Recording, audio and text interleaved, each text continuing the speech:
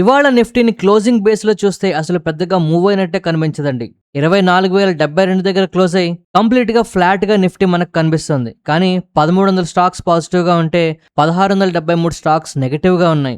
Market లో bread still ఇంకా negative గానే ఉంది. అండ్ ఎస్పెషల్లీ పోర్ట్ఫోలియోస్ ఇవాళ చాలా సేపు కింద పడిపోకుండా ప్రయత్నం చేసినట్టు అర్థమవుతుంది. అయితే మార్కెట్ క్లోజ్ అయ్యే టైంకి నా పోర్ట్ఫోలియో మాత్రం 0.7% నెగటివ్ గా అయితే ఉందండి. మరి ఇవాళ మీ పోర్ట్ఫోలియో ఎలా ఉంది? ఇవాళ మీ పోర్ట్ఫోలియో పొద్దు నుంచి సాయంత్రం వరకు కింద పడకుండా ట్రై చేసిందా? ఒకసారి కామెంట్ సెక్షన్ లో తప్పకుండా చెప్పండి. ఇవాళ వీడియోలో మన మార్కెట్ల గురించి కన్నా గ్లోబల్ గా జరుగుతున్న ఈవెంట్స్ గురించి మళ్ళీ ఇంపార్టెంట్ గా చెప్పుకోవాల్సిన పరిస్థితి కనిపిస్తుంది. ఒక మాటలో చెప్పాలంటే పొద్దున్న బుల్స్ కాస్త స్ట్రాంగ్ గానే ఆపారండి. కానీ సాయంత్రంకి బేర్స్ మాత్రం కంప్లీట్ గా పట్టు సాధించారని చెప్పొచ్చు. ప్రాఫిట్ బుకింగ్స్ అవ్వచ్చు, లేదు అంటే గ్లోబల్ గా సెమీ కండక్టర్ స్టాక్స్ లో జరుగుతున్న భయంకరమైన సెల్లింగ్ అవ్వచ్చు, గ్లోబల్ గా జియోపాలిటికల్ అన్సర్టనిటీ అవ్వచ్చు, ఇవన్నీ కూడా మార్కెట్ లో కొంత నెగటివిటీని ఎక్కువ చేసేయండి. సో ఇప్పుడు మనం వన్ బై వన్ ప్రతి కారణాన్ని క్షుణ్ణంగా మాట్లాడతామండి. నేను మళ్ళీ చెప్తున్నా, ఈ విషయాలు మీకు ఖచ్చితంగా తెలియాల్సిన పరిస్థితి అండి.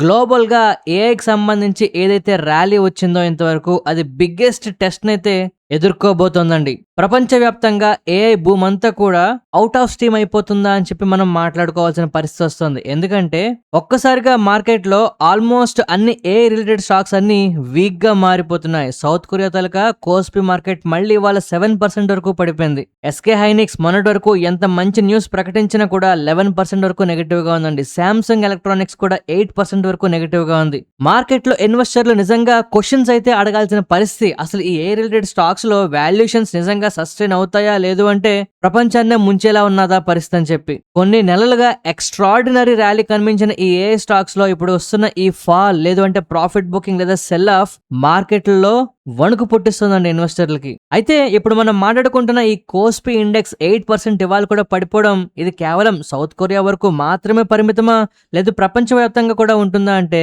ఇది ఖచ్చితంగా బ్రాడర్ గా గ్లోబల్ కన్సర్న్ కింద అయితే మారబోతుందండి. ఎస్పెషల్లీ ఏ స్టాక్స్ తాలూకా వాల్యుయేషన్స్ ప్రపంచ వ్యాప్తంగా ప్రతి చోట కూడా చాలా హై లెవెల్లో ఉన్నాయి. ఇప్పుడు ఎవరైతే ఇన్వెస్ట్మెంట్ చేసి ఇంతవరకు కూడా ఫ్యూచర్ బాగుంటుంది అనుకుంటున్నారో వాళ్ళందరూ కూడా గుండెని అరచేతుల్లో పట్టుకొని చూస్తున్నారండి. వీటి తలక ఎర్నింగ్స్ ఎస్టిమేషన్స్ ని బీట్అవుట్స్ చేస్తాయా, లేదు అంటే కింద పడిపోతాయా అని చెప్పి. ఇదే టైంలో జియోపొలిటికల్ టెన్షన్స్ కూడా పెరిగిపోవడం, ఆయిల్ ప్రైసెస్ పెరిగిపోవడం, ఇలాంటి సమయాల్లో మరింత రిస్క్ అవసరం లేదు అనేలాగా ఇన్వెస్టర్లు అందరూ కూడా సెల్లింగ్ కి మొగ్గు చూపుతున్నారండి. ఇక నెక్స్ట్ ఏం జరుగుతుంది అనేది ఒకే ఒక్క స్టాక్ అయితే డిసైడ్ చేయబోతోంది. అదే టీఎస్ఎంసీ తలక ఎర్నింగ్స్. ఒకప్పుడు ఎన్విడియా గురించి ప్రపంచం అంతా మార్కెట్లన్నీ ఎలా చూసావు, ఇప్పుడు టీఎస్ఎంసీ తలక ఎర్నింగ్స్ మీద, దాని తలక పర్ఫార్మెన్స్ మీద చూస్తున్నారండి. ఎందుకంటే ఇదే ఫర్దర్ గా ఏ తలక ఆప్టిమిజం కంటిన్యూ అవుతుందా, లేదు అంటే ఫర్దర్ గా వీక్ అయిపోతుందా చెప్పే పరిస్థితిలో ఉన్నది. ఇక్కడ మీరు క్వశ్చన్ అడగచ్చండి, టీఎస్ఎంసీకి సంబంధించి ఎందుకు ఇంత ఇంపార్టెన్స్ ఉన్నది అని చెప్పి. టీఎస్ఎంసీ దగ్గర నుంచి రిజల్ట్స్ ఏ విధంగా ఎక్స్పెక్ట్ చేస్తున్నారు తెలుసా? 59 to 60% year and year profit growth ఉంటుందని, 5th కన్సిక్యూటివ్ రికార్డ్ క్వార్టర్ అయితే ప్రకటించబోతోందని, ఎస్టిమేటెడ్ Q2 ప్రాఫిట్ $632.6 బిలియన్ కింద ప్రకటించబోతోందని చెప్పి ఎన్విడియా అవ్వచ్చు, యాపిల్ అవ్వచ్చు, అదర్ ఏ లీడర్స్ అందరూ కూడా ఈ టీఎస్ఎంసీకి అడ్వాన్స్డ్ మ్యానుఫ్యాక్చరింగ్ చిప్స్ అయితే ఇవ్వబోతున్నారని, ఇలాగ రకరకాలుగా అంచనాలు మించి దీని మీద ప్రాపగాండా అయితే ఎక్కువైపోతుంది. సో 2026లో రెవెన్యూ గైడెన్స్ ఏం జరుగుతుంది, కంపెనీ ఫర్దర్ గా ఎలాంటి గైడెన్స్ ఇవ్వబోతోంది, క్యాపిటల్ ఎక్స్పెండిచర్ ఫర్దర్ గా ఎలా ప్లాన్ చేయబోతున్నారు, ఏ తలక డిమాండ్ సస్టైనబిలిటీ కంపెనీ తలక ఆర్డర్ బేస్ మీద డిపెండ్ అవుతుందా, లేదు అంటే వీక్ అయిపోతుందా, ఇవన్నీ కూడా ప్రతి అక్షరం చదవబోతుందండి. ఇది గ్లోబల్ గా చాలా చాలా డిపెండెన్స్ అయితే క్రియేట్ చేయబోతుంది. ఎందుకంటే స్ట్రాంగ్ గైడెన్స్ అయితే వచ్చిందంటే ఏ ర్యాలీ రీస్టార్ట్ అయిపోతుందండి. అది ప్రపంచం అంతా కూడా సైలెంట్ గా ఉంటుంది. పర్వాలేదు, మరో 3 నెలల పాటు ఆ మాత్రం ఈ మాత్రం భయాలున్నా సరే పర్వాలేదు అనిపిస్తుంది. కానీ ఒకవేళ వీక్ గైడెన్స్ కనుక ఇచ్చింది అంటే మాత్రం మార్కెట్ లో మనం ఎప్పుడూ చూడని విధంగా ఖచ్చితంగా ఏ తలక సెల్ ఆఫ్ అనేది జరగబోతుందండి. అయితే ఇక్కడ ప్రాబ్లం ఏంటి అంటే ఏ తలక బూమ్ అన్ఎక్స్పెక్టెడ్లీ చాలా చాలా పెద్ద పెద్ద ఎగ్జిక్యూటివ్స్ కి, ఈ కంపెనీస్ లో పనిచేస్తున్న పెద్దవాళ్ళకి తలనొప్పిగా, లేదు అంటే సేఫ్టీ పరంగా ప్రాబ్లమ్స్ క్రియేట్ చేస్తుంది. ఈ పెద్ద కంపెనీల్లో లీడర్స్ గా ఉన్న ఏ ఎగ్జిక్యూటివ్స్ అందరూ కూడా థ్రెట్స్ అయితే ఫేస్ చేస్తున్నారట. పబ్లిక్ లో వెళ్ళడానికి భయపడుతున్నారట. ఎందుకంటే ఈ ఏ వల్ల జాబ్స్ రీప్లేస్ అయిపోతున్నాయని, వాళ్ళ జాబ్స్ పోతున్నాయని వాళ్ళ మీద కోపం పెంచుకుంటున్నారట. ఓపెన్ ఏఐ, యాంథ్రోపిక్ ఇలాంటి వాళ్ళకైతే కంప్లీట్ గా వాళ్ళ లైఫ్లకే థ్రెట్స్ అయితే వచ్చేలాగా మనకి హెరాస్మెంట్ అయితే జరుగుతుందట. ఎందుకంటే ఇప్పుడు బియాండ్ టెక్నాలజీ మూవ్ అయిపోతుందండి. సోషల్ ప్లాట్ఫామ్స్ కానీ, పొలిటికల్ ఇష్యూస్ కానీ, ఎంప్లాయ్మెంట్, అఫోర్డబిలిటీ, పబ్లిక్ ట్రస్ట్ ఇలా అన్ని విషయాల్లోని మనకి రావడం ఏంటి అంటే జాబ్ లాసెస్ ఎక్కువ అవుతాయని ఆల్మోస్ట్ ఈ విధంగా జరుగుతుందని చెప్పి మనకు న్యూస్ వస్తుంది. అయితే ఇక్కడ అతి పెద్ద విషయం ఏంటి అంటే .com బబుల్ మాదిరి ఏఐ కూడా మనకి ఫర్దర్ గా దారి తీయబోతోందా అంటే మొట్టమొదటి ఇబ్బంది పెడుతున్న విషయం ఏంటంటే కంపెనీల వాల్యుయేషన్స్, ఫర్దర్ గా ఎంత గ్రోత్ వస్తుంది అనే ఎక్స్పెక్టేషన్స్. ఈ రెండు కూడా అంచనాలను మించి ఉన్నాయండి. అందుకోవడానికి అసాధ్యం అనిపించేలాగా కనిపిస్తున్నాయి. మరి ఇలాంటి గ్రోత్ సస్టైన్ అవుతుందా అంటే అవ్వడం చాలా కష్టం అండి. ఈ భయాలతోనే సెల్ ఆఫ్ అనేది ఇంటెన్సిఫై అయిపోతుంది గ్లోబల్ గా. మీరు గమనిస్తే డీప్ సీక్ చైనా అనౌన్స్ చేసిన వెంటనే ఎన్విడియా స్టాక్ చాలా పెద్ద సెల్ ఆఫ్ చూసిందండి. ఐబిఎం తలకు షార్ప్ డిక్లేర్ మనం రీసెంట్ గా చూసాం. ఆల్ఫాబెట్, మెటా, అమెజాన్, మైక్రోసాఫ్ట్ అన్ని కూడా కరెక్ట్ అవుతున్నాయి. ఇండియన్ ఐటీ కంపెనీస్ కూడా ఇప్పటికే చాలా సార్లు ఏ రేటెడ్ భయాల వల్ల కింద పడుతూనే కనిపించాయి. అంటే ఫర్దర్ గా ఏ విషయంలో ఎక్స్పెక్టేషన్స్ మీట్ అయితే పర్వాలేదండి, లేదంటే మాత్రం సెల్ ఆఫ్ అనేది ఖచ్చితంగా జరుగుతుంది. బట్ .com బబుల్ లాగా కంప్లీట్ గా కుప్పకూలుతుందా అంటే ప్రస్తుతానికైతే ఖచ్చితంగా చెప్పలేకపోతున్నాం. కానీ ఆ భయాలు మాత్రం రోజు రోజుకి ఎక్కువ అవుతున్నాయని మనం ఖచ్చితంగా చెప్పొచ్చు. ఇక క్రూడ్ ఆయిల్ విషయం గురించి మాట్లాడుకోవాలండి. జియో పాలిటిక్స్ సైలెంట్ గా ఇన్ఫ్లేషన్ రిస్క్ ని పెంచుతున్నాయండి. కారణం ఏంటి అంటే క్రూడ్ ఆయిల్ ప్రైసెస్ పెరిగిపోవడం. ఇది ఎమర్జింగ్ మార్కెట్స్ అయిన మన ఇండియాకి చాలా చాలా పెద్ద దెబ్బ. క్రూడ్ ఆయిల్ ప్రైసెస్ ఎందుకు పెరిగిపోతున్నాయి అంటే ఫ్రెష్ గా మిడిల్ ఈస్ట్ టెన్షన్స్ అనేవి చాలా చాలా ఎక్కువైపోతున్నాయండి. సప్లై డిస్ట్రప్షన్స్ వైపు యుద్ధం అయితే వెళ్తోంది. ఇంతకు ముందు కేవలం మిలిటరీ బేసెస్ ని మాత్రమే అటాక్ చేసిన వాళ్ళు ఇప్పుడు మిలిటరీ ఇన్ఫ్రాస్ట్రక్చర్ వదిలేసి ఆయిల్ ఇన్ఫ్రాస్ట్రక్చర్ ని, ఆయిల్ రూట్స్ ని అటాక్ చేసుకుంటున్నారండి. దీనివల్ల బ్రెంట్ క్రూడ్ $85.3 పర్ బ్యారెల్ దాటిపోయింది. ఫోర్త్ స్ట్రైట్ సెషన్ మనకి క్రూడ్ ఆయిల్ ప్రైసెస్ పెరిగిపోతుందండి. గోల్డ్ అయితే ప్రస్తుతానికి కాస్త లార్జ్లీ స్టేబుల్ గా కనిపిస్తున్నా యుఎస్ ఇన్ఫ్లేషన్ కొంతవరకు మార్కెట్లకి సపోర్ట్ చేసేలాగా పరిస్థితులు చూపిస్తున్నా ఈ జియో పొలిటికల్ టెన్షన్స్ వల్ల క్రూడ్ ఆయిల్ ప్రైసెస్ పెరిగిపోవడం ఎస్పెషల్లీ మన ఇండియాకి కాస్త ఇబ్బంది పెట్టే విషయమే. హయ్యర్ ప్రైసెస్ కనుక ఆయిల్ విషయంలో ఇలాగే ఉంటే ఫర్దర్ గా గ్లోబల్ గా రేట్ కట్ కి సంబంధించిన ఇంట్రెస్ట్ కంప్లీట్ గా తగ్గిపోతుందండి. ఇది ఇన్ఫ్లేషన్ పెరగడానికి ప్రధాన సమస్యగా కూడా మారిపోవచ్చు. ఆయిల్ ప్రైసెస్ ఈ విధంగా ఎలివేటెడ్ అయి కాస్త హైలా ఉండడం ప్రపంచవ్యాప్తంగా ఎవరికి కూడా మంచిది కాదు. సో ఇప్పుడు ప్రపంచవ్యాప్తంగా ఈ ఆయిల్ ప్రైసెస్ మీద డిపెండ్ అవ్వడం అయితే జరుగుతుందండి. కానీ ఈ ఆయిల్ ప్రైసెస్ మీద ప్రపంచమంతా డిపెండ్ అవ్వడానికి ప్రధాన కారణం ఏంటండి? ఇప్పుడు జరుగుతున్న వార్ ఒక డేంజరస్ ఫేజ్ కి అయితే వెళ్లబోతోంది. అమెరికా మళ్ళీ అటాక్ చేసిందండి ఇరాన్ మీద. ఈసారి స్ట్రైట్ ఆఫ్ హోర్ముజ్ లో ఇరాన్ తాలూకా షిప్పింగ్ ని కంప్లీట్ గా కూల్చివేసేలాగా అటాక్స్ చేస్తామంటూ మిలిటరీ క్యాపబిలిటీస్ ని వాటి బేసుల మీద అమెరికా స్ట్రైక్ చేసింది. అలాగే ఫ్రెష్ శాంక్షన్స్ కూడా మళ్ళీ వేసిందండి, టార్గెటింగ్ ఇండివిజువల్స్ ఎవరైతే ఈ ఐఆర్జీసీకి మద్దతుగా ఉంటారో. ఇక దీనికి ఇరాన్ దగ్గర నుంచి వస్తున్న రెస్పాన్స్ అయితే మనం ఖచ్చితంగా తెలుసుకోవాలండి. మాకైతే మీరు ఈ విధంగా అటాక్స్ చేయడం వల్ల ఇమ్మీడియట్ గా ఎటువంటి నెగోషియేషన్స్ కూడా మేము చేయడానికి సిద్ధంగా లేమంటూ, ప్రీవియస్ గా ఏదైతే ఒప్పందం జరిగిందో అది ఇక మీదట ఎటువంటి రికగ్నిషన్ ఇక మీదట దానికి ఉండదంటూ డిప్లొమసీ నుంచి కంప్లీట్ గా డిఫెన్స్ వైపు అయితే వెళ్ళిపోతున్నారండి. సో టెంపరరీ సీజ్ ఫైర్ ఏదైతే ఉందో దాని నుంచి ఇద్దరు కూడా దూరంగా వెళ్ళిపోతున్నారు. ఓ పక్క అమెరికా అటాక్ చేసేస్తోంది, అవకాశం చూసుకుని ఇరాన్ కూడా ఖచ్చితంగా అటాక్స్ చేస్తోంది.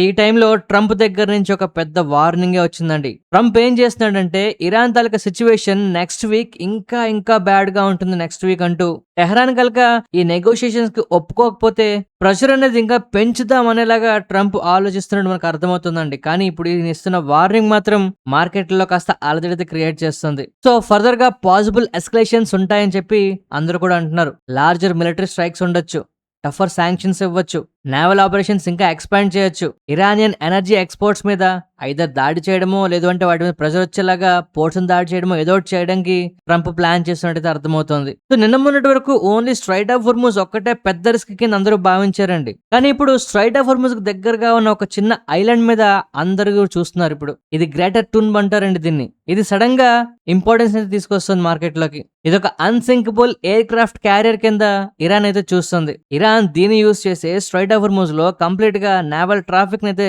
భయపెట్టడానికి ప్రయత్నం చేస్తుందండి. సో ఇప్పుడు అమెరికా స్ట్రాటజిక్ మిలిటరీ పొజిషన్స్ మీద దాడి చేస్తుంది కనుక ఈ ఐలాండ్ మీద దాడి చేసినా కూడా ఇరాన్ కి తీవ్ర ప్రభావం అయితే ఉంటుంది. బాబ్ ఎల్ మాండెబ్ అని గ్లోబల్ ఎనర్జీ చెక్ పాయింట్ కింద కన్సిడర్ చేస్తారండి. స్ట్రైట్ ఆఫ్ హోర్ముజ్ తర్వాత ఇక్కడ కూడా కాస్త అలజడి క్రియేట్ చేశారనుకోండి, గ్లోబల్ గా షిప్పింగ్ డిస్రప్షన్స్ అనేవి ఎక్కువైపోతాయి. ఇవి ఆయిల్ ప్రైసెస్ ని మరింత దారుణంగా పెంచడానికి ప్రభావం అవుతాయండి. సో ఆయిల్ ప్రైసెస్ గురించి మాట్లాడితే ఈ ఒక్క ఆయిల్ గురించే మనం ఇన్ని విషయాలు చెప్పుకోవాల్సి వచ్చింది. యుద్ధం విషయాలు, ట్రంప్ వార్నింగ్, ఇరాన్ తాలూకా రెస్పాన్స్. మీకు అర్థమవుతుందా అండి? ఇప్పుడు ఎంత మాత్రం కూడా యుద్ధం ఇంపార్టెన్స్ కాదండి, యుద్ధం వల్ల ఆయిల్ ఏ విధంగా ఉంటుందనేది ప్రపంచం అంతా మాట్లాడుకునే పరిస్థితి కనిపిస్తుంది. దీన్ని మనం అర్థం చేసుకోవాలి. నెక్స్ట్ బిగ్గెస్ట్ ట్రెండ్ కింద మారబోతున్న ఒక సెక్టార్ గురించి మాట్లాడుకోవాలండి. అదే బ్యాటరీ ఎనర్జీ స్టోరేజ్ సిస్టమ్. ఇండియాలో ఫాస్టెస్ట్ గ్రోయింగ్ థీమ్ లో కనిపిస్తున్న ఒక పెద్ద థీమ్ అండి ఇది. ఇప్పుడు మార్కెట్ లో ప్రతి ఒక్కళ్ళు కూడా దీని గురించి మాట్లాడుకుంటున్నారు. ఎందుకంటే మ్యాసివ్ రెన్యూబుల్ ఎనర్జీ ఎక్స్పాన్షన్ ఇండియాలో జరుగుతుంది. బ్యాటరీ స్టోరేజ్ డిమాండ్ అనేది ఎక్స్ప్లోడింగ్ అవుతుందండి. గవర్నమెంట్ కూడా సపోర్ట్ కంటిన్యూ చేస్తామని చెప్తోంది. కానీ ఈ battery energy storage system related stocks అన్ని కూడా నామమాత్రంగా పెరుగుతున్నాయి, లేదు అంటే కాస్త వీక్ గా కనిపిస్తున్నాయి. ఎందుకు అనేది మనం అర్థం చేసుకోవాలి. జనరల్ గా ఈ బ్యాటరీ ఎనర్జీ స్టోరేజ్ సిస్టమ్ లో అన్ని కంపెనీస్ ఈ బ్యాటరీ స్టోరేజ్ ని డెవలప్ చేయాల్సి ఉంటుందండి. ఇది మ్యానుఫ్యాక్చర్ చేయడానికి ఫర్ ఎగ్జాంపుల్ మీకు అర్థం కావడానికి చెప్తున్నానండి, ఒక 100 రూపాయలు ఖర్చు అయితే వీళ్ళు ఒక 3% మార్జిన్ తో మాత్రమే కాంపిటేటివ్ గా అమ్ముతున్నారండి. అంటే కరెంట్ ఎకనామిక్స్ కాస్త వీక్ గా ఉన్నాయని మనం అర్థం చేసుకోవచ్చు. అయితే ఇంత వీక్ గా ఎకనామిక్స్ ఉన్నప్పుడు ఏ కంపెనీ ముందుకు వస్తుంది, ఎవరు మ్యానుఫ్యాక్చరింగ్ చేస్తారు, ఎవరికి ఎన్ని లాభాలు వస్తాయని చెప్పి అందరూ కూడా కాస్త నెగిటివ్ గా చూడాల్సిన పరిస్థితి కనిపిస్తున్నా, ఇక్కడ మనం గమనించాల్సిన ఇంపార్టెంట్ విషయాలు ఏంటి అంటే, లార్జ్ స్కేల్ మ్యానుఫ్యాక్చరింగ్ ఎవరు చేస్తున్నారు, బ్యాటరీ కాస్ట్లు ఎప్పుడు తగ్గుతున్నాయి, హయ్యర్ గా ఎవరైతే లోకలైజేషన్ గా ఈ బ్యాటరీస్ ని మ్యానుఫ్యాక్చరింగ్ చేస్తున్నారో వాళ్ళకి మార్జిన్స్ సిగ్నిఫికెంట్ గా ఇంప్రూవ్ అవుతాయండి.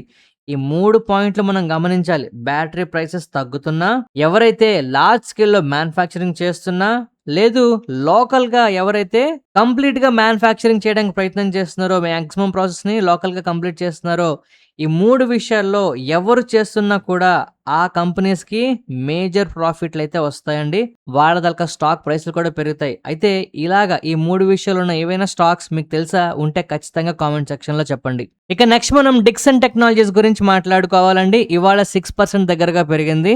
దీని గురించి మరొక 2-3 సార్లు చెప్పారంటే విసుగు కూడా వస్తుందేమో అందరికి. ఇప్పుడు హెచ్ఎస్బిసి వాళ్ళు దీనికి అప్గ్రేడ్ చేస్తున్నారండి, బై రేటింగ్ ఇస్తున్నారు. ఇది 14,500 దగ్గర ట్రేడ్ అవుతుంటే 16,000 రూపాయల టార్గెట్ ప్రైస్ అయితే ఇస్తున్నారు. గవర్నమెంట్ రీసెంట్ గా 62,500 కోట్ల worth of mobile phone manufacturing scheme ని అప్రూవ్ చేసిందండి. ఎర్లియర్ ఉన్న పిఎల్ఎస్ స్కీమ్ ని కంప్లీట్ గా రీప్లేస్ చేస్తూ కొత్త ప్రోగ్రామ్ తీసుకొచ్చారు. లాంగ్ టర్మ్ ఎర్నింగ్ విజిబిలిటీని ఇది కంప్లీట్ గా ఇంప్రూవ్ చేస్తుందండి. అందువల్లే ఇండియా దళక ఎలక్ట్రానిక్స్ మ్యానుఫ్యాక్చరింగ్ ఎకోసిస్టమ్ స్టాక్స్ అన్ని కూడా కాస్త పాజిటివ్ గా ఉంటున్నాయి, ఎస్పెషల్లీ డిక్సన్ టెక్నాలజీస్. ఈ స్టాక్ కనుక ఇలాగే పెరుగుతుంది అనుకోండి, నేనైతే ఫస్ట్ ఇక స్టాప్ లాస్ తో మెయింటైన్ అవుతానండి. ఎందుకంటే ఇప్పటికే బాగా ర్యాలీ వచ్చింది. ఇలాంటి టైంలో ప్రాఫిట్లు బుక్ చేసుకోవడం చూస్తుంటారండి చాలా మంది. సో స్టాప్ లాస్ పెట్టుకోవడంలో కూడా తప్పులేదు. నెక్స్ట్ మనం ఏబీబీ ఇండియా గురించి మాట్లాడుకోవాలండి. స్టాక్ ప్రైస్ చూసి భయపడద్దు, ఇక్కడ ఏం జరుగుతుందో తెలుసుకోండి. ఇవాళ 6% అబౌవ్ పాజిటివ్ గా కనిపిస్తుంది. ఇంట్రాడే సెషన్స్ లో 10% వరకు పెరిగింది. కారణం ఏంటంటే కంపెనీ దళక పేరెంట్ కంపెనీ అయిన ఏబీబీ లిమిటెడ్ వాళ్ళు 5.5 బిలియన్ యాక్విజిషన్ ఆఫ్ రోటార్క్ అనే కంపెనీ గురించి న్యూస్ వచ్చిందండి. అలాగే గ్లోబల్ గా Q2 ఎర్నింగ్స్ కూడా చాలా స్ట్రాంగ్ గా ఉంటాయని చెప్పడంతో సెంటిమెంట్ అయితే బాగా పాజిటివ్ గా మారింది. ఇండస్ట్రియల్ ఆటోమేషన్ రంగంలో ఇప్పుడు వీళ్ళు చేస్తున్న యాక్విజిషన్ ద్వారా ఫుల్ గా ఎక్స్పాండ్ అయితే అవుతారట. వీళ్ళు ఫ్లో కంట్రోల్ సొల్యూషన్స్ ని చాలా స్ట్రెంగ్తన్ చేసుకుంటారట. దీనివల్ల ఫర్దర్ గా ఎర్నింగ్స్ కూడా బాగుంటాయని చెప్పి వీళ్ళు కామెంట్ చేస్తున్నారండి. సో వీళ్ళ తలక ఆర్డర్ బుక్ స్ట్రాంగ్ గా ఉండడం, ఆపరేటింగ్ మార్జిన్స్ బాగుండడం, ఇండస్ట్రియల్ గా ఆటోమేషన్ డిమాండ్ పెరుగుతుండడం ఈ కంపెనీకి ఇవి చాలా చాలా పాజిటివ్ విషయాలండి. మీరు ఈ కంపెనీ దగ్గర డైలీ చార్ట్ గమనిస్తే ఖచ్చితంగా చాలా అట్రాక్టివ్ గా ఉంది అంటారండి. ఎందుకంటే ఎక్కువ మంది ప్రైసెస్ భయపడిపోయి వదిలేస్తుంటారు, కానీ ఎవరైతే నిజంగా మార్కెట్లో పెట్టిన డబ్బులకి ఎంత లాభం వచ్చింది అని చూసేవాళ్ళు మాత్రం ఇలాంటి స్టాకుల్లోనే ఎక్కువ ఇన్వెస్ట్మెంట్ చేస్తుంటారండి. మీరు రూపాయి స్టాక్ కొన్నా, 1000 రూపాయల స్టాక్ కొన్నా, ఫైనల్ గా మనం పెట్టే 100 రూపాయలకో, 1000 రూపాయలకో, 1,00,000 రూపాయలకో ఎంత ప్రాఫిట్ వచ్చిందనేది చూస్తే ఇలాంటి స్టాకుల్లో ఎక్కువ ప్రాఫిట్లు వచ్చే అవకాశం కనిపిస్తుంటుంది. ఇదేం బైసెల్ రికమెండేషన్స్ కాదండి, జస్ట్ మీకు అర్థం అవడానికి చెప్తున్నాను, ఎందుకంటే స్టాక్ ప్రైస్ చూసి భయపడిపోతున్నారని. నెక్స్ట్ మనం ఐటీసీ హోటల్స్ గురించి మాట్లాడుకోవాలండి. ఇవాళ 5% దగ్గరగా కింద పడింది. జనరల్ గా రీసెంట్ టైమ్స్ లో హోటల్ సెక్టర్ స్టాక్స్ అన్ని బాగా పర్ఫామ్ చేస్తున్నాయి, ఫ్యూచర్ లో కూడా బాగా పర్ఫామ్ చేస్తాయని అందరూ మాట్లాడుతున్నారు. కానీ ఇవాళ ఈ స్టాక్ ఎందుకు పడింది అనేది మనకు తెలియాలండి. వీళ్ళ తలక Q1 net profit almost 43% sequential గా కింద పడిపోయిందండి. రెవెన్యూస్ కూడా డిక్లైన్ అయిపోయి క్వార్టర్ చూసుకుంటే ఇది ప్రధానంగా నెగటివ్ విషయం. But year and year profit చూసుకున్న, రెవెన్యూస్ చూసుకున్నా స్టిల్ ఇంకా మనకి పాజిటివ్ గానే కనిపిస్తున్నాయండి. సో ఇదొక టెంపరరీ డ్రాబ్యాక్ అన్నమాట. అంటే వరుసగా క్వార్టర్ అండ్ క్వార్టర్ ఏంటంటే మనకి డీ గ్రోత్ కనిపించడం ఏంటంటే ఒక్కసారిగా సెల్ ఆఫ్ అయితే ఇందులో జరిగింది. ప్రస్తుతానికైతే దీన్ని భూతద్దంలో చూడాల్సిన అవసరం లేదు, బట్ కొంత కాషియస్ గా ఉండాలి. నెక్స్ట్ మనం న్యూజెన్ సాఫ్ట్వేర్ గురించి మాట్లాడుకోవాలండి. వీళ్ళ తలక నెట్ ప్రాఫిట్ కూడా క్వార్టర్ అండ్ క్వార్టర్ చూసుకుంటే 41% వరకు డౌన్ అయిపోయిందట. రెవెన్యూస్ కూడా 21% వరకు సీక్వెన్షియల్ గా డిక్లైన్ అయిపోయాట. లాంగ్ టర్మ్ లో మనకు అన్ని కాస్త పర్వాలేదు అనిపిస్తున్న మార్కెట్ మాత్రం ప్రస్తుతానికి ఓన్లీ షార్ట్ టర్మ్ నెగిటివ్ విషయాల్ని చాలా దగ్గరగా పరిశీలించి స్టాక్ అయితే పడగొట్టేస్తున్నాయండి. కొంచెం జాగ్రత్తగా చూసుకోండి దీన్ని. ఇక నెక్స్ట్ మనం బెక్టర్ ఫుడ్ స్పెషాలిటీస్ గురించి మాట్లాడుకోవాలండి. ఇవాళ ఈ స్టాక్ చాలా చాలా స్పీడ్ గా పెరగడం చూసాం. అబాకస్ మ్యూచువల్ ఫండ్ వాళ్ళు కూడా దీంట్లో కొంత వాటాలు అయితే ఎక్వైర్ చేయడం జరిగిందండి. ఇప్పుడు ఈ కంపెనీ గురించి ఈ కంపెనీ దగ్గర చార్ట్ గురించి ఒక్క మాటలో చెప్పాలి అంటే, కంపెనీ లిస్ట్ అయిన తర్వాత గడిచిన 5 సంవత్సరాల్లో సెకండ్ బిగ్గెస్ట్ వాల్యూమ్ అయితే నమోదైందండి. ఇవాళ రీసెంట్ గా కంటిన్యూస్ గా కింద పడుతూనే ఉన్నది. బాగా పెరిగి పెరిగి పెరిగి అంతమంది ప్రాఫిట్లు బుక్ చేశారేమో, మొత్తంగా కింద పడిందండి బాగా. బట్ ఇప్పుడు సడన్ గా అబాకస్ వాళ్ళు ఎంటర్ అవ్వడం, హైయెస్ట్ వాల్యూమ్ నమోదవడం, ఇవాళ ఎంటర్ సెషన్స్ లో విపరీతమైన బుల్లిష్ గా కనబడడం, ఇవన్నీ కూడా మనం ఖచ్చితంగా దీన్ని ట్రాక్ చేయాలనడానికి సిగ్నల్స్ అనమాట. నెక్స్ట్ మనం బిహెచ్ఎల్ గురించి మాట్లాడుకోవాలండి.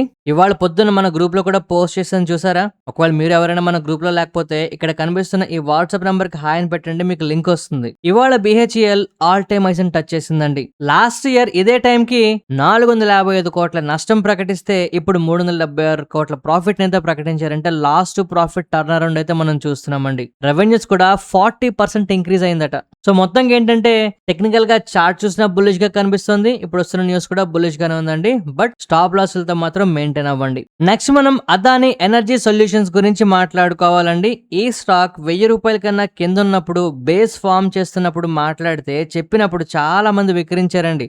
అదానీ స్టాక్స్ గురించి మాట్లాడతావా ఏంటి పరిస్థితి? ఇప్పుడు నేను మళ్ళీ చెప్తున్నా, గుర్తుపెట్టుకోండి. అదానీ ఫ్రాడా లేదు అంటే ఓవరాల్ గా ఏం జరుగుతుంది పక్కన పెడితే, ఇండియా తలక డెవలప్మెంట్ లో వాళ్ళ భాగం ఖచ్చితంగా ఉండాల్సిన పరిస్థితి కనిపిస్తుందండి. మంచో చెడో అదానీ స్టాక్స్ తలక ఇంపార్టెన్స్ అనేది మన ఇండియన్ స్టాక్ మార్కెట్ లో పెరుగుతుందండి. మీరు గమనించలేదో, 2-3 నెలల క్రితం నేను చెప్పానండి, అదానీ స్టాక్స్ లో మనకి బులిష్నెస్ కనిపిస్తే ఓవరాల్ గా ట్రెండ్ కూడా మార్కెట్ లో చేంజ్ అయ్యే పరిస్థితులు వస్తాయని చెప్పి. సరే, ఇవన్నీ పక్కన పెడితే ఇవాళ ఈ స్టాక్ అయితే 52 వీక్ అయితే టచ్ చేసిందండి. చాలా రోజుల తర్వాత బేస్ ఫామ్ చేస్తూ ఒక బుల్లిష్ ప్యాటర్న్ అయితే టెక్నికల్ చార్ట్ లో నమోదు చేస్తుంది. And at the same time Morgan Stanley వాళ్ళు కూడా దగ్గరగా 1950 రూపాయల టార్గెట్ ప్రైస్ అయితే ఇస్తున్నారండి. మీరు ఎంతమంది ఈ స్టాక్ ని స్టడీ చేస్తున్నారు లేదా హోల్డ్ చేస్తున్నారు ఒకసారి కామెంట్ సెక్షన్ లో చెప్పండి. నెక్స్ట్ మనం ఎంవి ఫోటోవాల్టిక్ పవర్ గురించి మాట్లాడుకోవాలండి. మీరు ఎంతమంది గుర్తుందండి, దీనికోసం డెడికేటెడ్ గా మనం మాట్లాడుకున్నాం రీసెంట్ గానే. వేళ తలక Q1 FY27 net profits 102% year అనేది పెరగడం జరిగిందండి. రెవెన్యూస్ 50% పెరిగాయండి. ఈ కంపెనీ లిస్ట్ అయిన తర్వాత నమోదైన one of the biggest volumes కూడా మనకి రీసెంట్ గానే కనిపిస్తున్నాయి. సో ఇలాంటి స్టాకుల్లో ఏమాత్రం డిప్ వచ్చినా ఎగరేసుకుపోవడానికి చాలా మంది రెడీగా ఉన్నారండి. ఖచ్చితంగా దీన్ని ట్రాక్ చేయండి. నెక్స్ట్ మనం హిమాద్రి స్పెషాలిటీ కెమికల్ గురించి మాట్లాడుకోవాలండి. కరోనాకి ముందు, కరోనా తర్వాత, కరోనా టైంలో ఈ స్టాక్ గురించి చెప్తే చాలా మంది విక్రించేవారండి. 50 రూపాయల స్టాక్ చెప్తారు, ఇది ఎప్పుడు పెరగదు అని చెప్పి. ఆ తర్వాత ఇది ఎలా పెరిగిందో మీరు చూడొచ్చు. అండ్ ఇప్పుడు మళ్ళీ చెప్తున్నానండి, ఈ కంపెనీ ఇప్పటికీ కూడా చాలా చాలా హైయెస్ట్ ఎవర్ పొటెన్షియల్ తో నడుస్తుంది. ఫ్యూచర్ మీద ఎక్స్పెక్టేషన్స్ విపరీతంగా ఉన్నాయండి. రీసెంట్ గా వీళ్ళ నెట్ ప్రాఫిట్స్ 26% పెరిగాయండి. రెవెన్యూస్ కూడా 30% గ్రోత్ అయితే నమోదు చేశాయట. Strong demand speciality chemical products లో కనిపిస్తుందని చెప్పి వీళ్ళు మాట్లాడుతున్నారు. ఇలాంటి కంపెనీల్లో డిప్పు రావడం ప్రమాదం అండి. కొందామన్నా దొరకకుండా ఎగరేసుకుపోవడానికి రెడీగా ఉంటారు పెద్దవాళ్ళందరూ కూడా. దీన్ని జాగ్రత్తగా ఫాలోఅప్ చేయండి. ఇక నెక్స్ట్ మనం నిఫ్టీ గురించి మాట్లాడుకోవాలండి. ఇవాళ కూడా మనకి 24,000 కాస్త బేస్ అనేది నిలబడ్డానికి ట్రై చేసింది అని చెప్పొచ్చు.